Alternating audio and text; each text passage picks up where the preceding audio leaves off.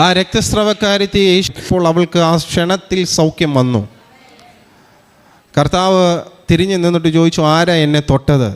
ശിഷ്യന്മാർ കർത്താവിനോട് പറയാം, കർത്താവ് ഇത്രയും ജനം ഇങ്ങനെ തിക്കിക്കൊണ്ടിരിക്കുമ്പം ആരാ എന്നെ തൊട്ടതെന്ന് ചോദിക്കുന്നത് എന്താ?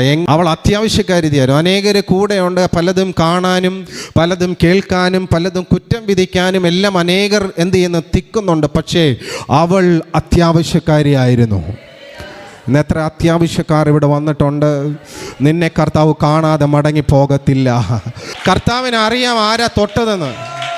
പക്ഷെ നീ അറിയണം, ഞാൻ അറിയുന്നു എന്ന് നീ ഇന്ന് പകൽ അറിയണം. ആരാണ് തന്നെ തൊട്ടതെന്നും ആരുടെ മേലേക്കാണ് ശക്തി പുറപ്പെട്ടതെന്നും കർത്താവിന് അറിയാം. പക്ഷേ കർത്താവ് അവളെ അറിയിച്ചു കൊടുക്കുകയാണ്, ഞാൻ അറിയുന്നു. ഹല്ലേലൂയ, ഞാൻ നിന്നെ അറിയുന്നു.